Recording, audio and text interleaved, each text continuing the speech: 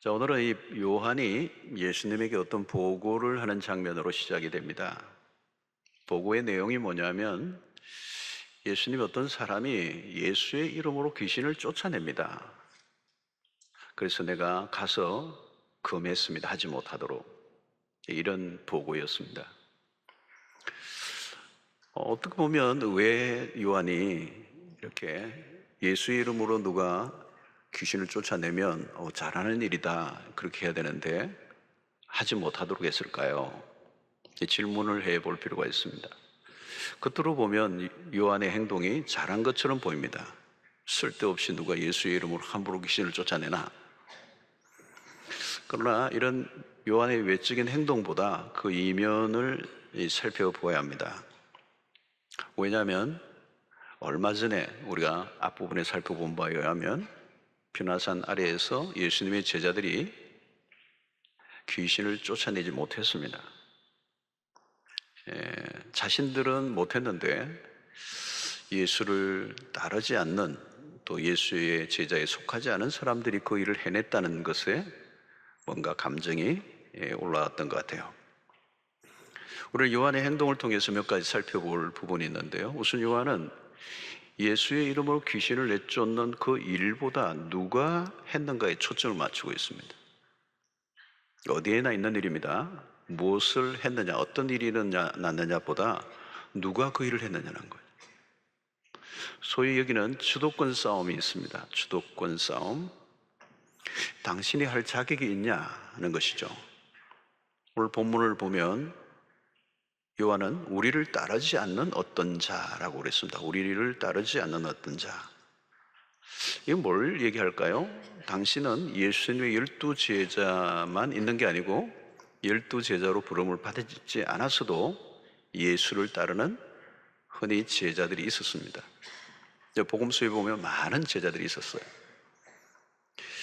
자, 요한의 시비는 무엇입니까? 요즘으로 치면 너희 라이센스 있어? 그런 겁니다. 요한은 자신들만이 예수 이름을 사용할 수 있는 제자라고 주장한 것입니다. 문제는 무엇입니까? 제자는 제자인데, 타이틀은 제자인데 능력이 없었어요. 타이틀보다 더 중요한 것은 능력이죠, 능력. 그래서 자기는 능력이 없는데 능력을 행하는 사람을 보니까 불편했던 것이죠. 그리고 제자들의 위치가 흔들리는 것처럼 여겼습니다. 평소에도 제자들끼리 서로 주도권 싸움을 했습니다. 그런데 제자가 아닌 아웃사이드에 있는 사람이 능력을 나타내니까 자신들의 자리를 흔드는 것처럼 여겼죠. 위협을 느낀 것입니다. 여기서 우리는 제자들의 연약한 모습을 보는데요, 여전히 인간적인 생각에 몰두해 있습니다. 정상적인 사람들이라면, 제자들이라면 어떻게 합니까? 그 일이 하나님이 하신 일인가를 먼저 물어봐야 합니다. 또 제자로서 무능력한 자기 자신들을 회개해야 합니다. 다른 사람이 능력 행한 것에 시비를 걸 일이 아니죠. 그런데 요한은 그런 사사로운 자기 감정에 매여서 그들을 못하게 했습니다.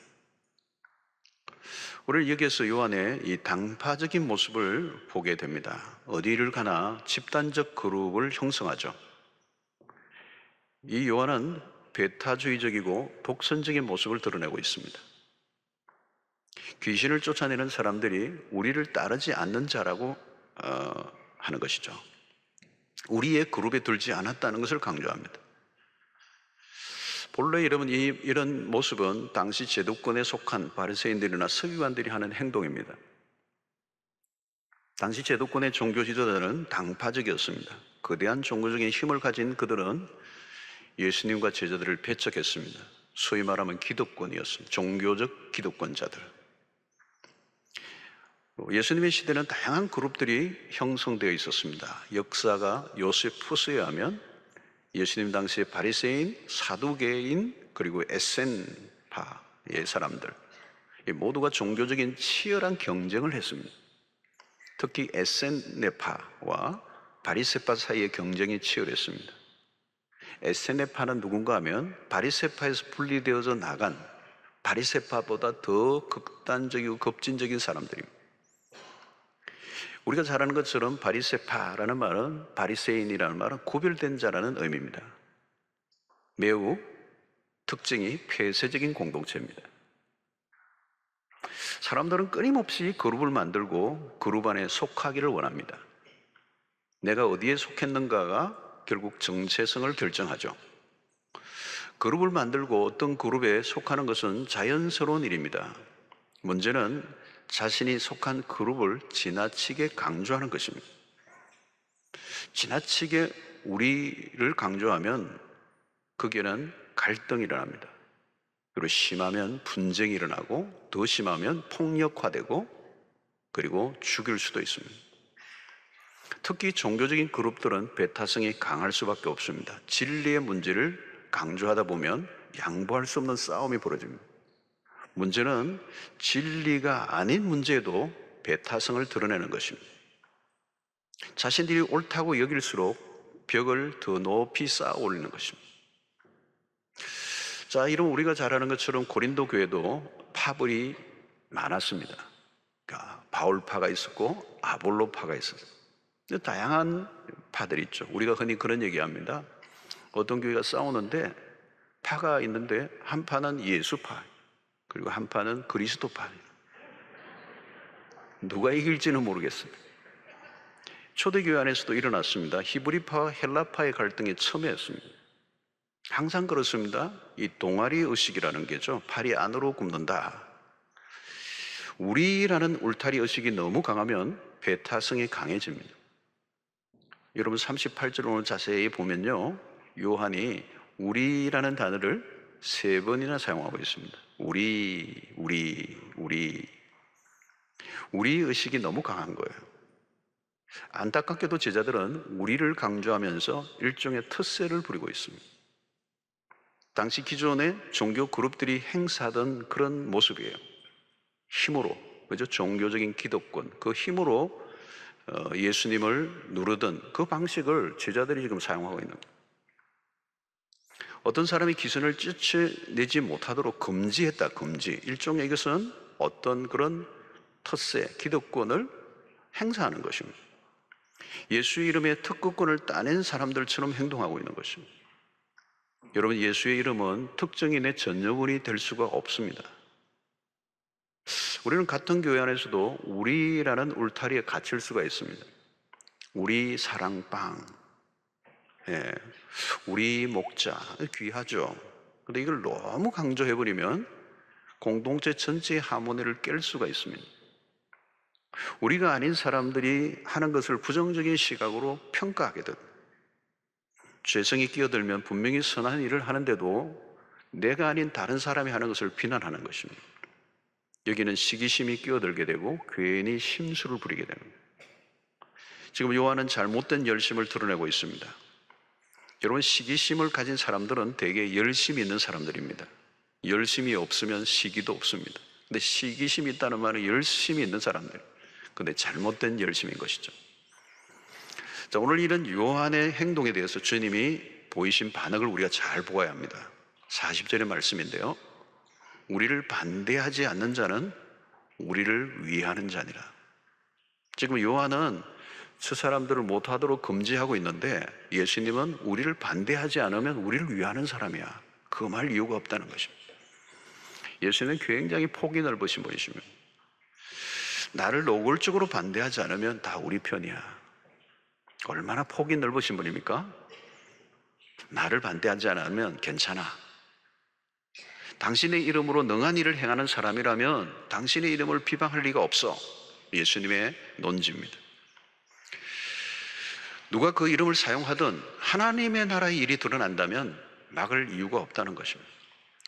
그런데 요한이나 제자들은 옹졸했습니다. 시기심이 발동을 했어요. 내가 하지 못한다고 다른 사람도 안 해야 합니까? 도리어 반대해야 되죠. 내가 못하더라도 다른 사람이 잘하면 지지해 줘야 돼요. 우리 교회가 못하는 일을 옆에 다른 교회가 열심히 하면 박수를 쳐주면 되는 거예요. 이 시기심이 유치원이나 시장터에서 일어난 것이 아니고 제자들에게서 드러났습니다. 이 시기와 질투라는 것은 죄성에 아주 숨어있는 은밀한 우리의 죄성이에요. 나의 실패보다 더 가슴 아픈 것은 다른 사람의 성공이라는 것. 지금 누가 보아도 하나님의 역사가 예수의 이름으로 드러나고 있습니다. 그런데 이상하게 마음이 불편한 거예요. 배가 아픈 거예요. 여러분, 영문도 없이 배가 갑자기 아프면 원인을 알아보셔야 돼요. 항상 이게 벌어지는 거예요. 너가 왜 그 일을 해?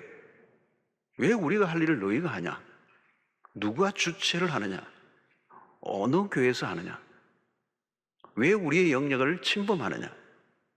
여러분, 선교지에서도 선교사님들이 이 영역 싸움을 할 때가 많아요. 별것 아닌 것들로 먼저 온 분들이 기득권을 주장하는, 때로는 사역을 못하도록 방해하기도 하는 것. 자신들이 하지도 못하면서 다른 사람들도 못하게 하는 것이죠. 나쁜 심성입니다. 자, 우리는 이 요한 말고 세례 요한을 한번 봐야 돼요. 여러분 다 아시죠? 요한과 세례 요한은 다른 사람이라는 거. 세례 요한을 보면 요한과 달라요. 자신을 따르던 제자들이 어느 순간 예수를 따른다는 얘기를 들었습니다.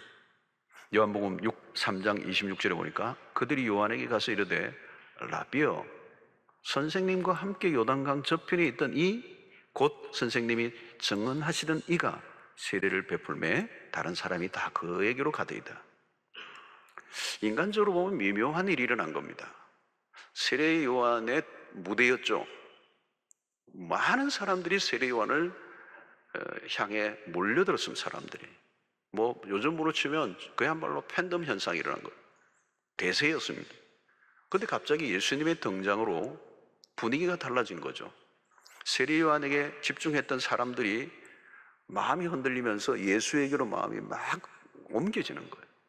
급기야 이 세례 요한의 제자들마저도 예수님을 따라가고자 하나둘 세례 요한을 떠나기 시작한 겁니다. 여러분, 이때 세례 요한의 마음이 얼마나 흔들렸겠어요.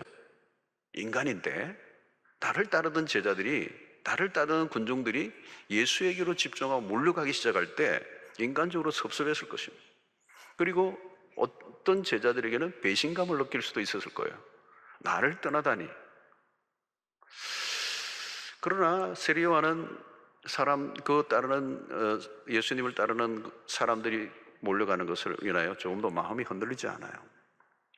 3장 27절에 보면 이렇게 얘기합니다. 요한이 대답하여 이르되 만일 하늘에서 주신 바 아니면 사람이 아무것도 받을 수 없느니라.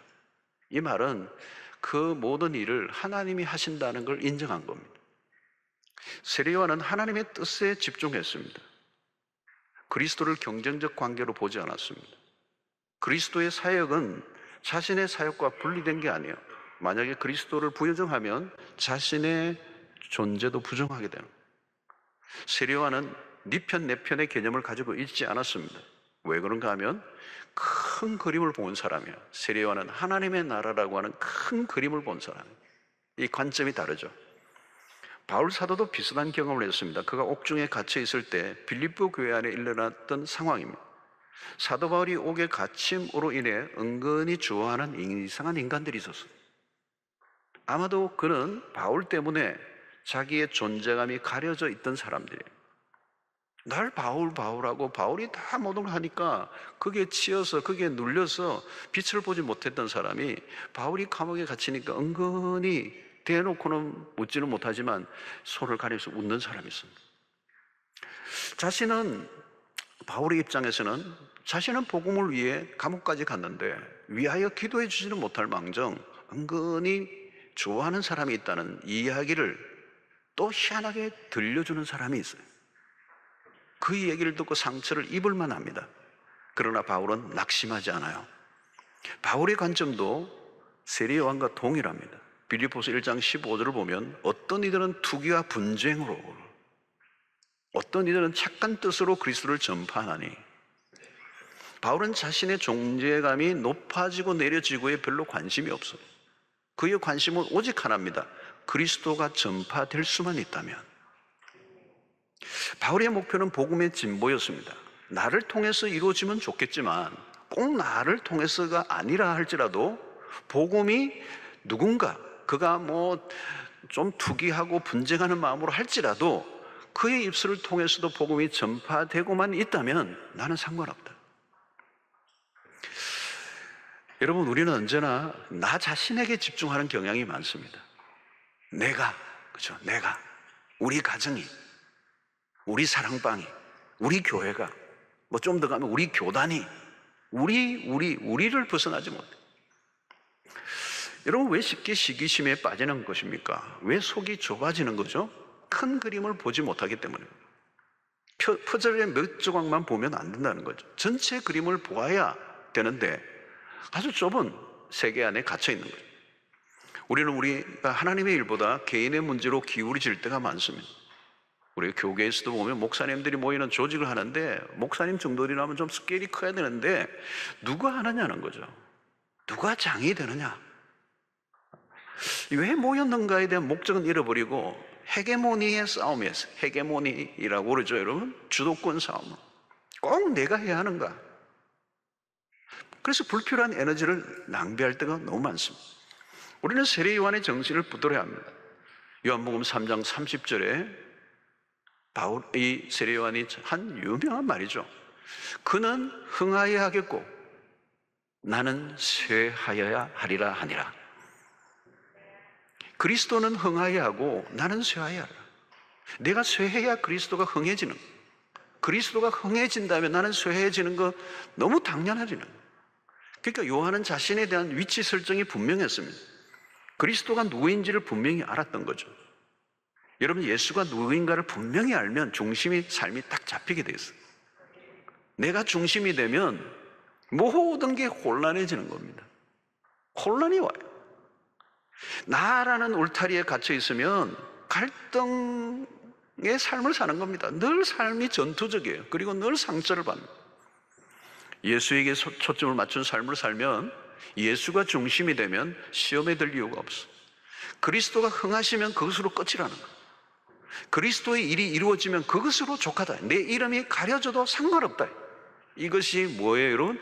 들러리 영성입니다. 들러리. 내가 신랑이 아니고 들러리나 들러리. 누가 하든 상관없다는 겁니다. 누가 인정을 받으면 어떻습니까? 그저 내가 할 일을 하고 하나님이 내 일을 인정해 주시면 되는 거지. 다른 사람의 성공에, 다른 사람의 그 인정에 마음에 흔들릴 이유가 없다는 거예요. 여러분, 시기심을 가지면요 신앙이 성장하기가 어려워요. 시기심을 극복해야 돼요. 시기심은 자기도 망하게 하고 남도 망가뜨리는 일이에요. 오늘 요한이 가지고 있는 이 시기심은 하나님의 나라보다 자기 자신의 중심을 둔 아주 연약한 인간의 모습. 여기에 대해서 우리 주님은 분명한 태도를 우리에게 보여주는 것이죠. 오늘 40절을 다시 보면 우리를 반대하지 않는 자는 우리를 위하는 자니라. 명언이에요, 명언. 예수님의 말씀은 다 명언이지만 명언이에요, 명언. 우리를 반대하지 않는 자는 우리를 위하는 자. 스케일이 굉장히 큰 겁니다. 여러분, 예수님의 시대는 너무도 많은 분파들로 서로를 배척하는 상황이었습니다. 그러나 예수님은 그 모든 그 울타리들, 경계선을 다 허물어 버리시는, 예수님에게는 경계선이 없어요. 당시의 제도권의 사람들이 보기에는 예수님은 너무 열려있는, 너무 열려있는, 그들이 보기에는 이해가 안 되는 거죠. 그런데 예수님은 큰 명제를 가지고 움직이셨다는 겁니다. 우리가 잘 아는 것처럼 예수님은 죄인과 세리들과 함께 식탁에 앉으셔서 음식을 나누셨어요. 여러분, 식탁에 앉는다는 말은 죄인들과 세리들과 함께 식탁에서 교제를 하셨다는 이 말은 그냥 음식을 나눴다는 얘기가 아니에요. 함께 식탁에 앉는다는 말은 경계선을 허무는 일입니다. 죄인과 같은 식탁에 앉았다는 말은 내가 죄인과 같이 되셨다는 얘기예요.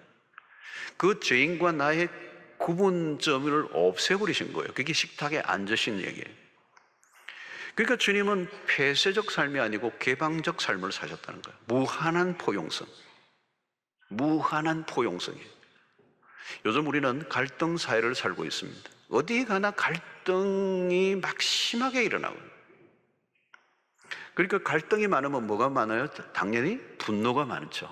그래서 갈등 사회고 동시에 분노 사회예요. 우리 한국은 이 갈등 지수가 굉장히 높은 나라입니다. 특히 우리는 나와 같지 않고 나의 의견에 동조하지 않으면 날카롭게 비난합니다. 그때 무서운 전쟁이 벌어지죠. 그리고 우리는 상대를 향하여 디스한다 그러죠. 디스를 한다. 상대방의 약점을 캐내고 공격하는데, 이것이 인터넷상에는 아주 악플로 그냥 도배를 해버려요. 분노를 쏟아내는 거죠. 분노를 쏟아내는 장으로 인터넷 사용하는 거예요. 우리는 어느 영역에서나 대립구도가 만연히 있습니다. 세상에서 우리가 만나는 일반적인 분위기는 어떻습니까? 내 편이 아니면 모두가 적이에요. 극단적 주장이 많아졌다는 겁니다. 소위 이것을 가리켜서 흑백놀이라 하기도 하고 이분법적 구도라고도 얘기합니다. 협의의 여지를 남겨두지 않고 결론을 무섭게 내려버리는 거예요. 거기에는 아군과 적군만 남는 것입니다. 여기는 어떤 등식이 있습니까? 나는 옳고 너는 틀렸다는 것. 두 가지밖에 없어요. 그러나 여러분, 그렇지 않아요. 세상에 일에 그렇게 간단하게 선을 그을 수 없는 일들이 많아요. 예수를 믿는 사람들은 어떻습니까? 우리도 세상의 사람들과 별반 다르지 않아요. 그래서 사단이 이걸 이용해요. 그래서 하나님의 백성들이, 성도들끼리, 교회들끼리, 때로는 교회 안에서 성도들끼리 싸우게 만드는, 아군을 적군으로 오해하게 만드는. 여러분, 함께 신앙생활을 하다 보면 관점이 다를 수도 있고 생각이 다를 수 있습니다. 때로는 교리적으로 신학적인 차이가 있어요. 때로는 이념적으로도 차이가 있을 수가 있습니다. 그러나 저건 아니에요. 우리가 예수를 믿는다면 관점을 줄이고 그 관점의 차이를 줄여가는 인내와 수고가 필요해요. 여러분, 우리가 이 교회 안에서도 이념적으로 다양한 분들이 모여 있습니다. 우리 교회만 해도 입장 차이가 다양해요. 보수도 있으실 거고 극보수도 있으실 것이고 중도 보수도 있으실 것이고 진보도 있을 것이고 극좌들도 있을 것이고, 나이 따라 지역에 따라 달라질 수도 있습니다. 어떤 이슈에 대해서 우리는 설문지를 돌린다면 아마 어마어마하게 갈라질 거예요. 여러분, 근데 우리가 하나로 똑같은 통일된 것으로 만들려고 하면 그건 북한이 될 것입니다. 관점의 차이는 있을 수 있습니다. 그러나 우리는 강요하고 억압하죠. 어디에 속하라고. 그러나 여러분, 그리스도인들은 오직 하나에서 일치를 경험할 수 있습니다. 많은 차이에도 불구하고 우리가 하나로 귀결될 수 있는 일치점을 찾을 수 있는 것은 예배를 시작할 때 여러분들이 고백하는 신앙 고백입니다. 사도신경이에요. 여러분, 사도신경이 이게 그냥 만들어진 게 아닙니다. 그걸 우리가 그냥 암송하는 게 아니고 이걸 우리의 신앙의 고백으로, 크리에이드로 받아들이는 거, 신조로. 그래서 우리가 사도신경을 고백하는 사람들이 모인 공동체, 그게 교회라고 하는 것입니다. 이게 우리를 묶는, 하나로 묶는, 교파도 다르고 뭐 다양한 나라도 다르고 모든 게 다 달라도 이 신앙 사도신경을 고백하는 교회들은 하나예요. 하나. 그걸 공교회라고 그래요. 그러니까 기준은 예수를 믿는가, 진짜. 우리를 하나로 묶는 것은 결국은 예수 그리스도요, 그 복음이라는 거예요. 지금 한국교회는 많은 어떤 갈등, 때로는 이념의 벽 안에 갇혀 있습니다. 통일의 문제도 이념의 논리에 빠져서 해석하기가 쉽지 않아졌습니다. 해결의 기미가 쉽지 않아요. 기미가 보이지 않아요. 여러분, 우리는 그리스도가 우리에게 보여주신 모습을 따라가야 합니다. 그리스도가 우리에게 보여주신 것은 이 복음이 모든 울타리를, 모든 차이를, 모든 경계선을 넘어간다는 거예요. 저는 우리 교회가 지역을 넘어서고 또 교파의 벽도 넘어서고 민족을 뛰어넘고 이념을 복음으로 뛰어넘는 그런 교회가 되기를 원해요. 복음은 모든 경계선을 뛰어넘게 만드는 힘이 있습니다. 저는 진보에 속한 분이든 보수에 속한 분이든 주님을 더 사랑하는 분이 되기를 원하는 마음으로 모경하려고 합니다. 우리가 함께 꿈꾸는 세상은 복음으로 하나 되게 하는 일이에요. 인간이 만든 이념으로는 하나가 될 수가 없습니다. 우리는 분단된 아픔을 겪었습니다. 이념의 대립으로 형제와 친구 사이에도 총을 겨눴던 아픔의 역사를 갖고 있습니다. 그래서 이제 올해로 하면 분단 72년이 되죠. 2년이 되죠. 예, 1년이 됩니다. 엄청난 세월을 지나면서 우리는 이념이 답이 아니라는 것. 인간이 만든 것은 어떤 것이든 모순을 안고 있고 한계를 가지고 있습니다. 답은 십자가밖에 없다는 거예요. 복음은 민족주의의 울타리에도 뛰어넘게 만듭니다. 이 민족의 경계를 넘는다는 건 어려운 겁니다. 그러나 여러분, 만약 복음이 민족주의 안에 갇혀 있었다면 우리에게까지 복음이 넘어올 수 있을까요? 못 받았을 겁니다.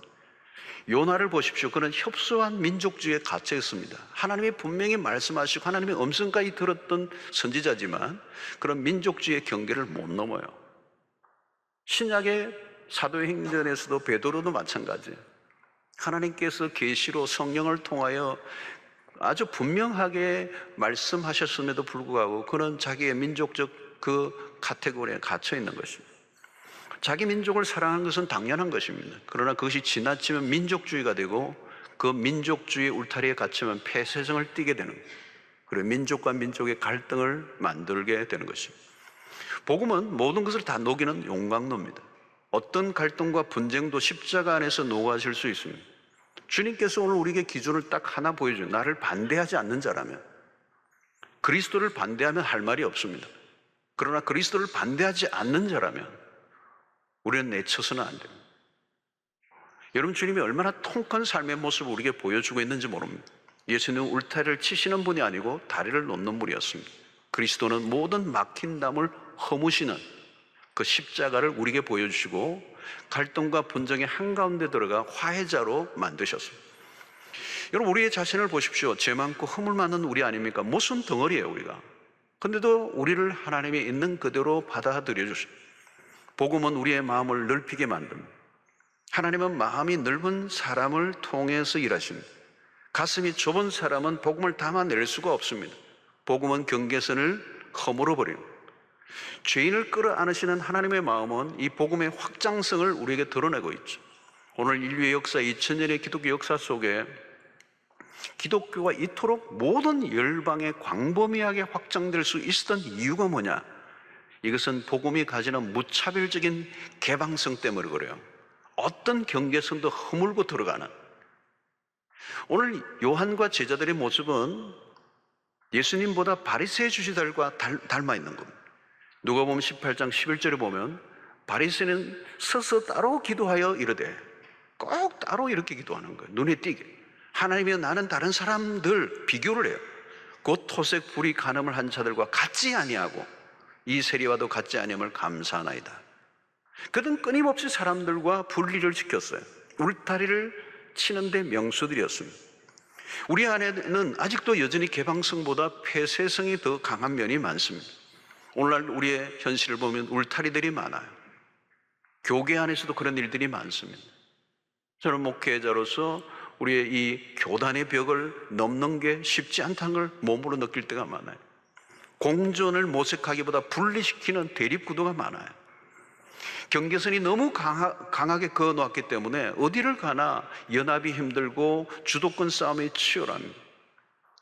그러나 하나님은 가능한 울타리들을 걷어내기를 원하시는 거예요. 경계선을 지우기를 원하시는 거예요. 하나님은 더 넓은 포용력을 가지고 나아가기를 원하시는 것이죠. 왜 우리가 좁아지는가? 자신의 세계 안에 갇혀있기 때문입니다.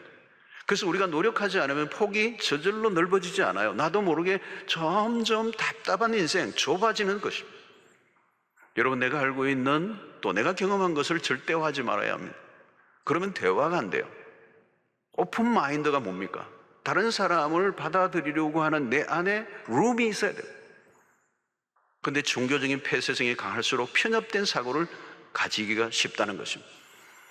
성도 여러분, 무엇을 하든지 우리는 먼저 하나님의 나라를 이해해야 합니다. 하나님의 나라의 이해력이 부족하면 좁아지게 되어 있습니다. 우리는 하나님을 위해서 열심히 한다고 하지만 도리어 방해가 될 때가 있습니다. 예수님의 이름으로 귀신을 내쫓는 사람과 예수의 제자라고 하지만 전혀 능력은 없고 주의 일을 하는 사람을 금지하고 있는 이 두 사람을 비교해 보십시오. 요한은 지금 예수를 위해서 하는 것이 아니고 예수의 일을 진짜 방해하는 자는 요한이었다. 예수님에게 가까이 있지만 예수님을 따르지 않을 수 있습니다.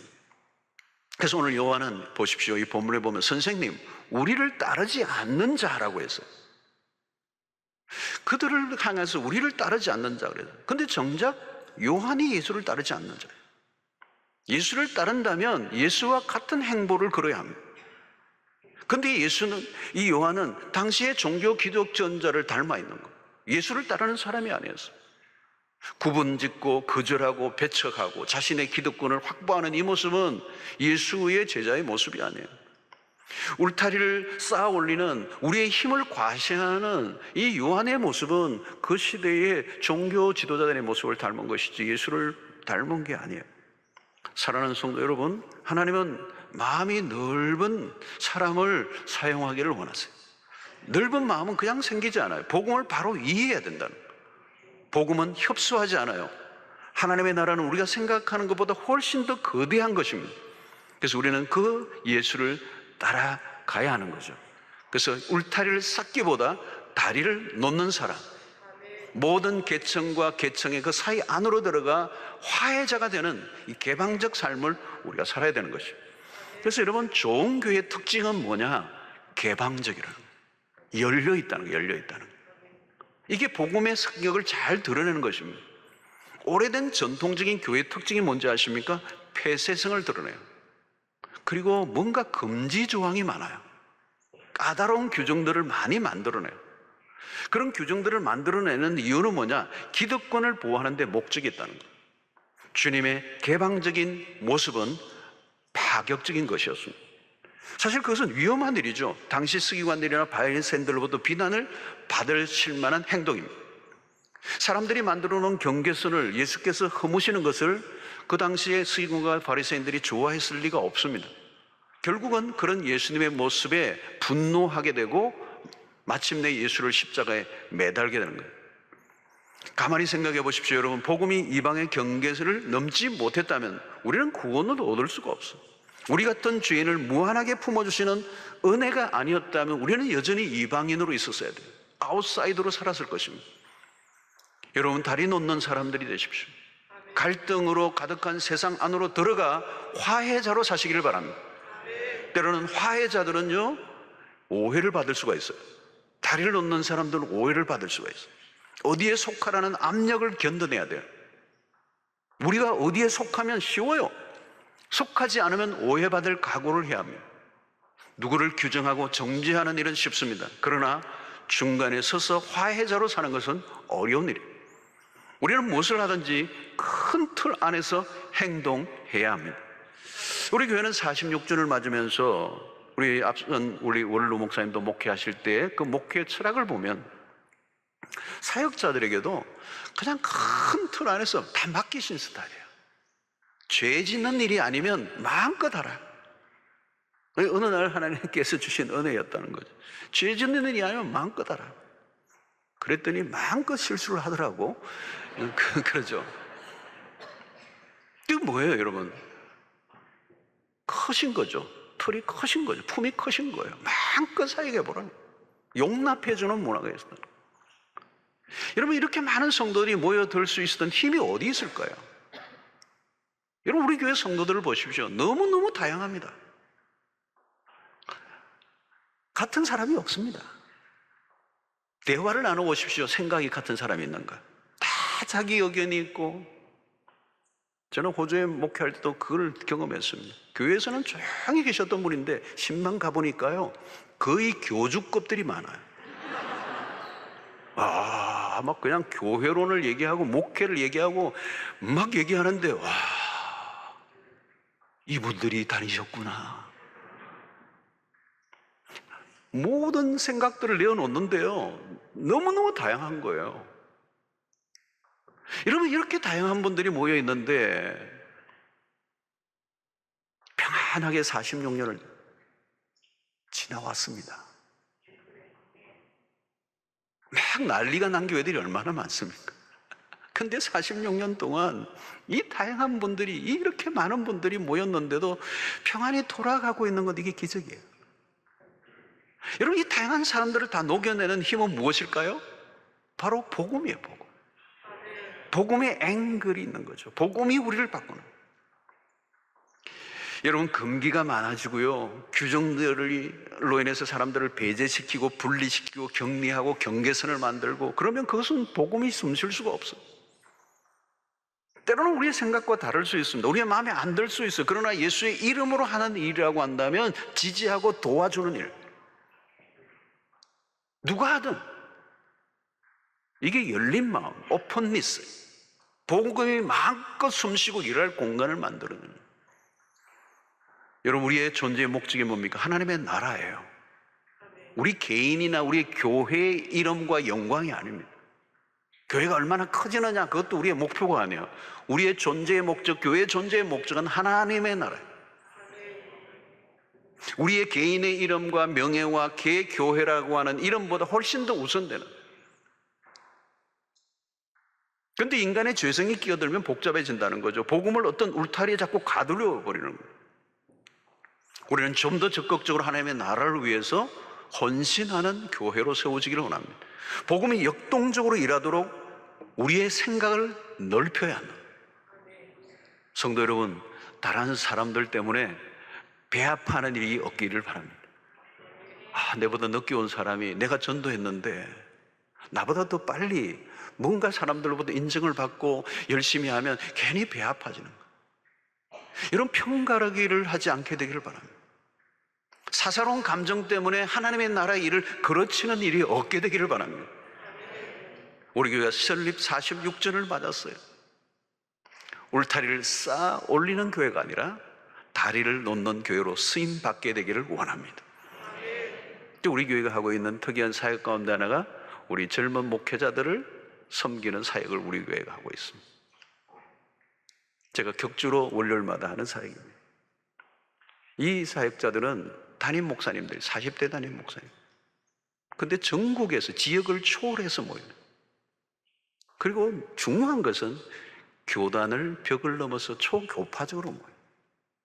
다양한, 어떤 때는 11개의 교단의 목사님들이 모여요. 다양한 교파의 목사님들이 다 지원을 해서 이 1년의 과정을 이제 하게 되는데,